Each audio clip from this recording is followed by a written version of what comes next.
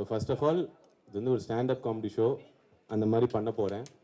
So comedy வந்துச்சுன்னா சிரிக்க மறந்துடாதீங்க சரிங்களா. எல்லாம் ரொம்ப சீரியஸாக இருக்கீங்க கேமரா பின்னாடி. உங்களை நான் இந்த மாதிரி ஒரு ஆடியன்ஸ் மெம்பர்ஸ் பார்த்ததே இல்லை. சார் கேட்கல சத்தமா ரைட் லெஃப்ட்னா. ஸோ யார் அது? தேங்க்யூ.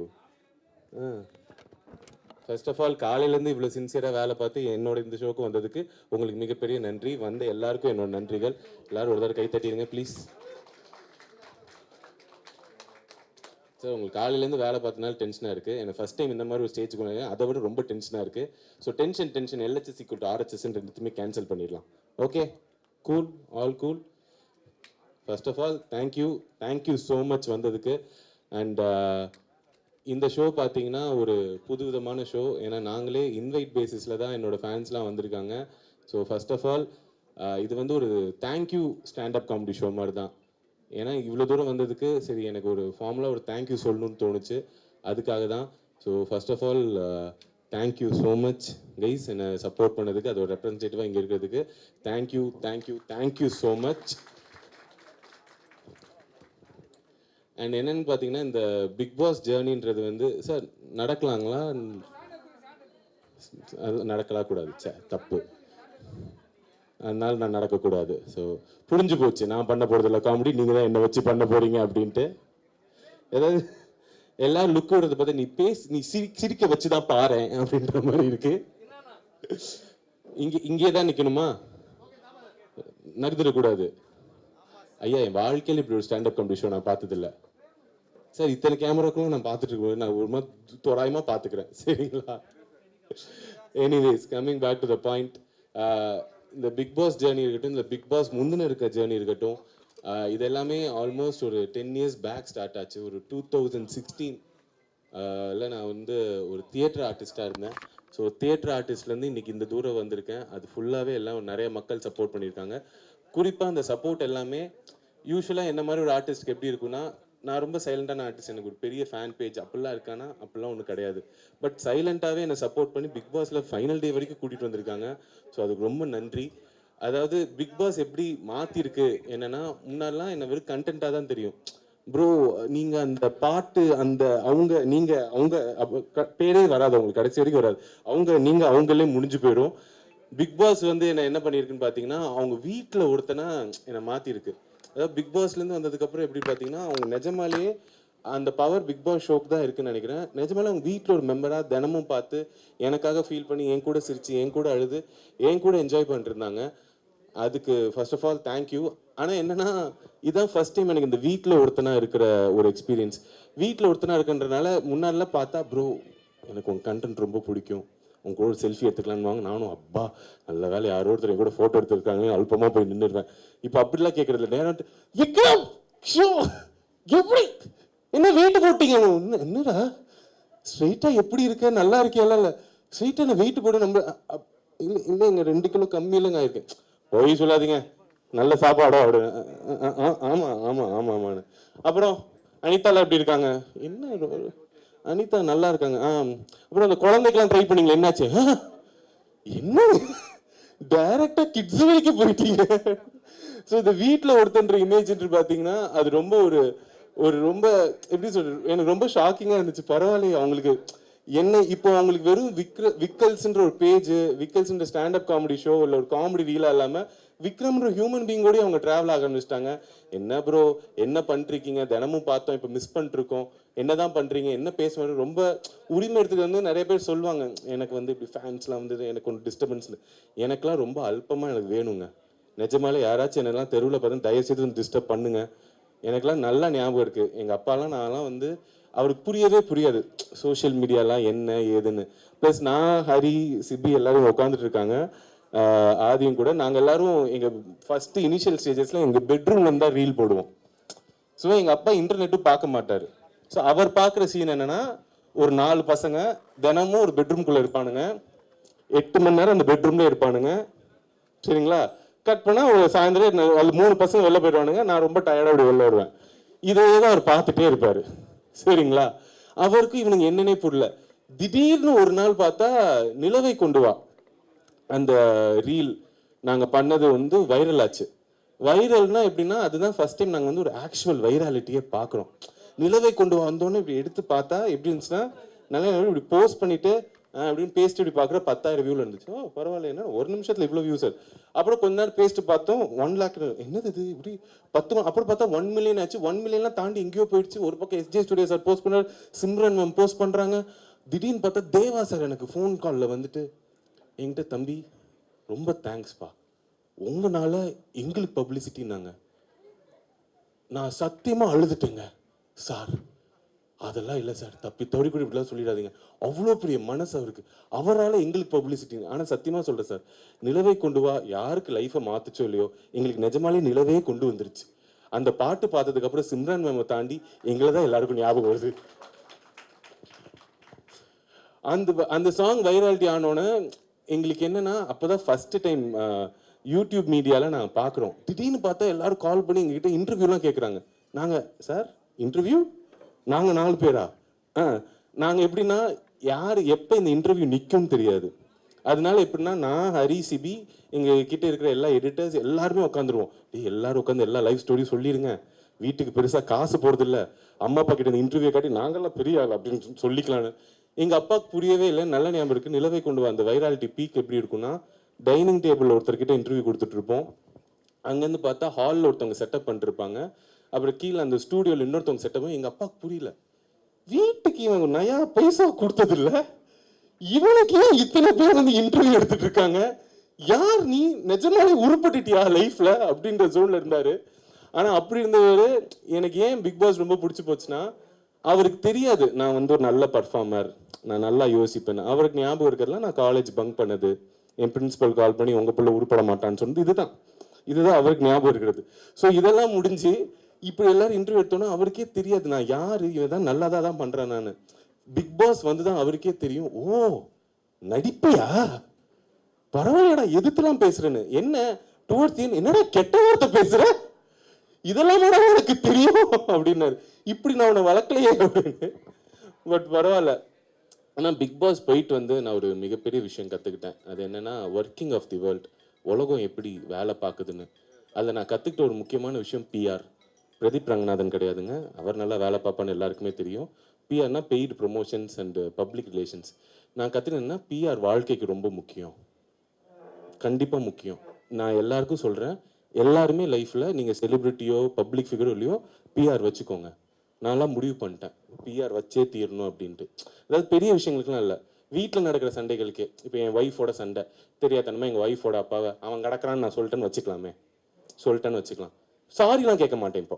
இன்னும் அதில் சின்ன பிள்ளைங்களுக்கு சாரி கேட்கறது கான்வர்சேஷன்லாம் இன்னும். நியூ வேர்ல்டு எப்படின்னா நீங்கள் ஒரு பிஆர் ஹையர் பண்ணிடலாம். பேசிக் பேக்கேஜ்னா என் ஒய்ஃபுக்கு அவங்க மீம்ஸ் அனுப்புவாங்க. அதாவதுமா புருஷன்னா அப்படி தான் பேசுவான், இதில் என்ன இருக்குது அப்படின்னு. கொஞ்சம் அட்வான்ஸ் பேக்கேஜ்னா கமெண்ட்ஸில் வந்து திட்டுவாங்க, யார், அவங்க அப்பாவை. உங்கள் அப்பா அப்படி தானே, கரெக்டாக தானே சொல்லியிருக்கான்னு. மெகா பேக்கேஜ்னா நியூஸ் சிட்டி சேனலில் டிபேட்லாம் வச்சுருவாங்க. சரிங்களா, எப்படின்னா ஏமா உங்கள் பரம்பரை அப்படி தானே, இப்போ அவர் என்ன தப்பாக சொல்லிட்டாருன்னு கடைசியில் என் ஒய்ஃப் கன்ஃபியூஸ் ஆகி என்கிட்ட வந்து சாரி கேட்டுருவா. ஸோ இதுதான் நான் வந்து கற்றுக்கிட்டது. பட் பிஆர்லாம் பற்றி பேசும்போது இங்கே நிறைய பேஸ் மீடியாலாம் வந்திருக்காங்க, அவங்களுக்கு இந்த விஷயம் தெரியும்.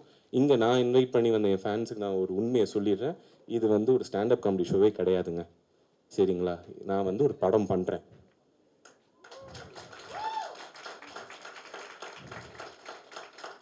சார் கேட்குறேனேன்னு கோச்சிக்காதீங்க, நீங்கள் கையெல்லாம் தட்ட மாட்டீங்களா? 10 வருஷம் கழிச்சு படம் பண்ணுறேன் சார். ஹீரோவா?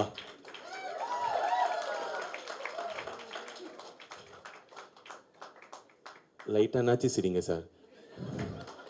எனக்கே வருத்தமாக இருக்குது, படம் பண்ணுறேன்னா அங்கே சிரிக்கிறாங்க, திரும்பினா எப்படி ரிலீஸ் ஆகுது நானும் பார்க்குறேன்ற மாதிரி பார்த்துட்டு இருக்கீங்க சார்.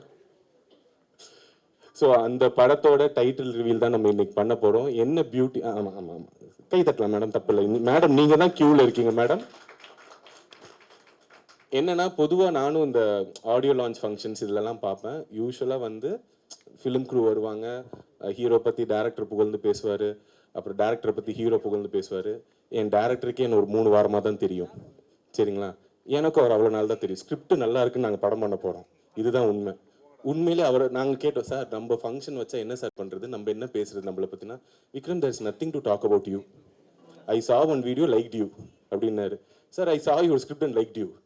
அதனால என்ன பண்ண, அப்போ நீ ஸ்டாண்டப் ஷோ மாதிரி பண்ணி நம்ம டைட்டில் ரிவீல் பண்ணிடலாம், எதுக்கு நம்ம இந்த குத்து விளக்கெல்லாம் ஏற்றிக்கிட்டு இப்படியே போயிடலான்னாரு. ஸோ அதுக்காக தான் இப்படி ஒரு செட்டப்பில் இந்த டைட்டில் ரிவீல் பண்ண போகிறோம். அதுக்கு இவ்வளோ நாள் சப்போர்ட் பண்ணுற ரெப்ரஸன்டேட்டிவ்ஸாக என் ஃபேன்ஸ் முக்கியமாக இருக்கணுன்றதுக்காக உங்கள் எல்லாரையும் கூப்பிட்டேன். ஸோ தேங்க்யூ ஸோ மச் வந்ததுக்கு. Now I would like to call upon my director of my movie to the stage. Give it up for Guru sir, ladies and gentlemen.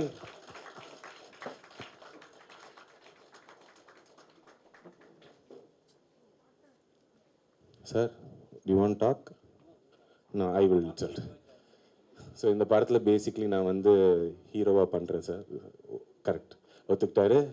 ஏன்னா எனக்கு ரொம்ப சந்தேகமாக இருந்துச்சுங்க. ஏன்னா எனக்கு இதுக்கு முன்னாடி எப்படி கூப்பிடுவாங்கன்னா கேரக்டர் ஆர்டிஸ்டாக கூப்பிடுவாங்க. ப்ரோ படம் ஃபுல்லாக வருவீங்க ப்ரோ. அப்படியா ப்ரோ, ஹீரோ கூடவே இருப்பீங்க ப்ரோ. ஓ சூப்பர் ப்ரோ, எவ்வளோ நாள் ஷூட்டு, ஒரு அரை நாள் தேவைப்படுது ப்ரோன்பாங்க.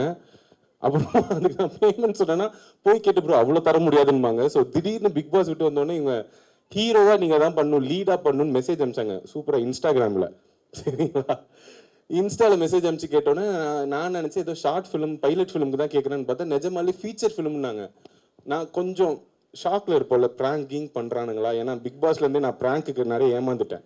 இதில் ஏதாவது ஹிடன் கேமரா ஷோ ஏதாச்சும் இருக்கான்லாம் யோசிக்கும் போது இல்லை இது நிஜம்தான்னு எனக்கு, நம்மள ஹீரோவாக போட்டு இவர் அவ்வளோ திறமையாக எடுக்க போகிறாரா. சரி இந்த டவுட் அவர்கிட்ட சொல்லி அவர் பாட்டு ரிட்டர்ன் ஆகிடும். ஓ ஷோர் யா ஒய் நாட் யா வெளில போயினாலும் ஆனந்தங்கள் அப்படிலாம் அவ்வளோ ஆனந்தமாக இருந்துச்சு எனக்கு. So sir thank you for the opportunity. So ஏன் சொல்கிறேன்னா நம்மளுக்கு நம்பிக்கை வரதே ரொம்ப கஷ்டங்க சில நல்ல விஷயங்கள் நடக்கும்போது. ஸோ என் லைஃப்பில் இப்போ நடக்கக்கூடிய ஒரு மிகப்பெரிய நல்ல விஷயம். அண்ட் 2016லலாம் எனக்கு ஹீரோ ஆசை இருக்கும், பின் மண்டையில் இருக்கும், அது வெளியில் சொல்கிறதுக்கே வெக்கமாக இருக்கும். அப்படி ஒரு வெளியில் சொல்கிறதுக்கே வெக்கப்பட்ட ஒரு கனவு இன்னைக்கு ரியாலிட்டியாக நடந்துட்டு இருக்கும்போது நினைக்கும் போது ரொம்ப சந்தோஷமாக இருக்குது. அதோட ஃபஸ்ட்டு பார்ட்டில் நீங்கள் எல்லோரும் இருக்கீங்க. Thank you so much, it means a lot. Sir shall we reveal the title? So yeah, without further ado we will like to reveal the title for you guys. Sir வாங்க சார், இழுங்க சார். நீங்கள் என்ன sir படத்துக்கு சம்மந்தமே இல்லாமல் பண்ணுறீங்களா sir? எந்த 2 guide sir, இதுவா? Okay guys, sir shall we give it a countdown? டேய் ஹரி, நீ தானே இருக்க எஸ் அப்படின்னு கத்துறா, யதார்த்தமாக இருக்கும். Okay let's give it a countdown. 3 1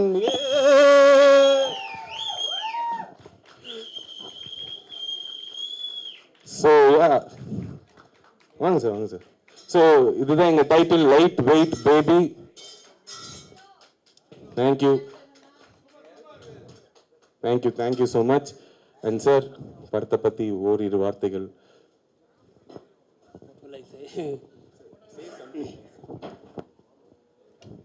As you can see, movie name is Lightweight Baby. Actually, I'm from Bangalore. I understand Tamil very well, but speaking is a little bit problem. So don't mind, I speak in English. The Lightweight Baby, as you can see, it is the imbalance in the life. One side you have, lightweight, another side you have heavyweight. So that is about the movie. Once the movie gets released, you will know what is the movie about. So மூவியில் இப்போ நான் இதை சொல்லும் போது தான் உங்களுக்கு தெரியும் என்னையே இவர் ஹீரோவாக சூஸ் பண்ணாருன்னு. மூவியோட ஸ்டோரி பார்த்தீங்கன்னா அதில் நீங்கள் நல்லா பாருங்கள், ஒரு மைக் இருக்குது, ஒரு ஸ்டாண்ட் இருக்குது, அப்புறமா வெயிட்ஸ் இருக்குது. So it's a love story between a aspiring standup comedian and a female body builder. இன்ட்ரெஸ்டிங்காக இருக்குங்களா? அதனால தான் நான் இந்த படத்தில் ஹீரோவாக இருக்கேன். ஸோ என்ன இந்த டைட்டிலை விட எங்கள் படத்தில் ரொம்ப இன்ட்ரெஸ்டிங்கான பார்ட் யாருன்னு பார்த்தீங்கன்னா எங்களோட பியூட்டிஃபுல் அண்ட் ஸ்ட்ராங் ஹீரோயின் தான். Sir shall we call Aarthi Krishna? Please give it up for our heroine Aarthi Krishna, ladies and gentlemen. Yes sir please. Hi Aarthi, please வாங்க. ஸோ இவங்க தான் ஆர்த்தி கிருஷ்ணா, இவங்க தான் எங்கள் படத்தோட heroine. So Aarthi, do you want to talk? அவங்க கொஞ்சம் நர்வஸாக இருக்காங்க, அவங்களுக்கு ஸ்டேஜெலாம் பழக்கம் இல்லை, என்ன மாதிரி லோடலாம் பேச வராது, பட் நல்லா ஒர்க் அவுட் பண்ணுவாங்க, நல்ல காம்போவில் அவங்க கை பெருசாக இருக்கும், எனக்கு வயிறு பெருசாக இருக்குன்ற மாதிரி. But Aarthi, this is your first debut film, right? So how do you feel? You have to talk your heroine and all. We gave big intro. Okay. Actually, thank you so much for this opportunity. இது என்னோட எந்த லாங்குவேஜில் பேசணும்? Okay, எனக்கு தமிழ் அவ்வளோ வராது, but I will try. This is my first film.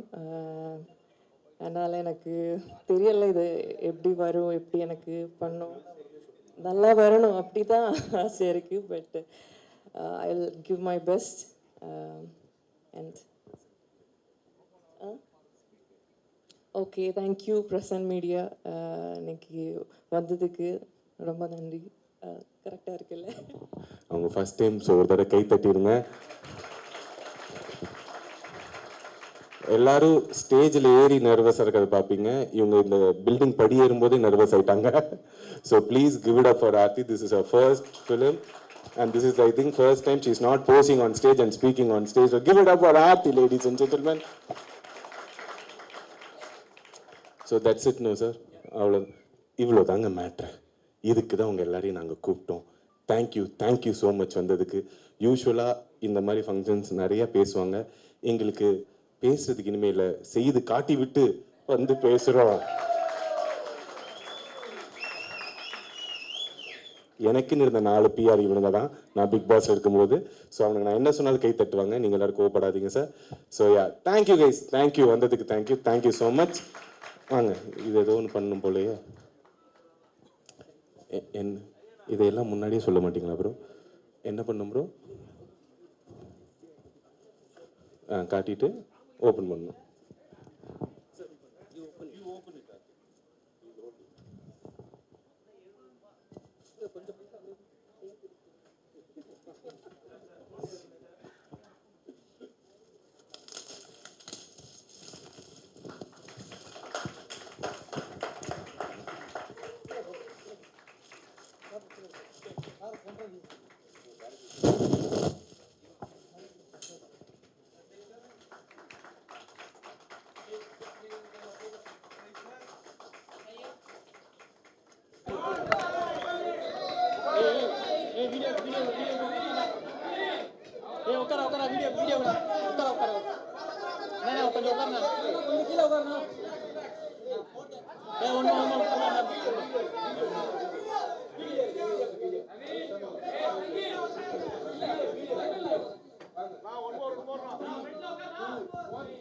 Sorry, sir.